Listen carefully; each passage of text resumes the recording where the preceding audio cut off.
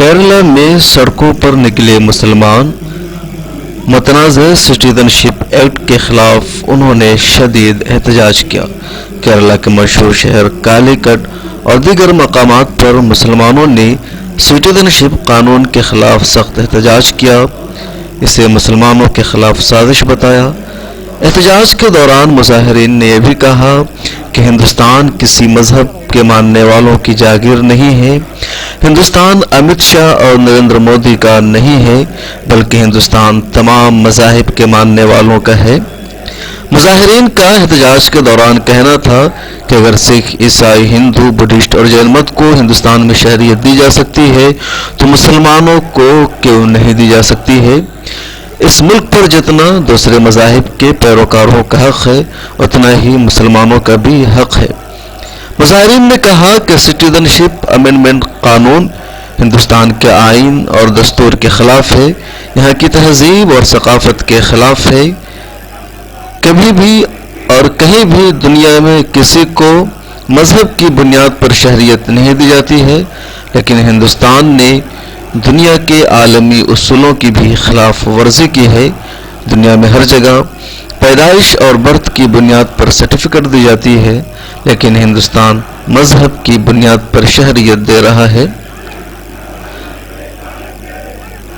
کیرلا میں اس احتجاج کا انعقاد پاپولر فرنٹ آف انڈیا اور دیگر کئی ساری تنظیموں نے مل کر کیا تھا۔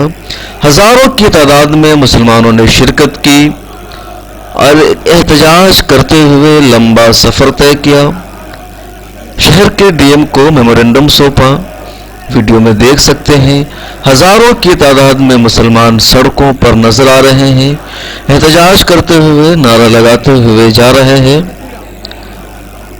سڑک کے دونوں کنارے سے گھر والے یا اہل خانہ احتجاج کے منظر بھی دیکھ رہے ہیں۔ مسلمانوں کا صاف طور پر کہنا ہے کہ شہریت ترمیمی ایکٹ ہندوستان کی دستور اور یہاں کے آئین کے خلاف ہے، مسلمانوں کے خلاف سازش ہے۔ ان کا کہنا ہے کہ اس قانون کے ہم اس وجہ سے بھی مخالفت کر رہے ہیں کہ اس قانون کے بعد ہندوستان کی سرکار NRC لانے جا رہی ہے، جس میں مسلمان، ہندو، سبھی دھرم کے لوگ باہر آ جائیں گے۔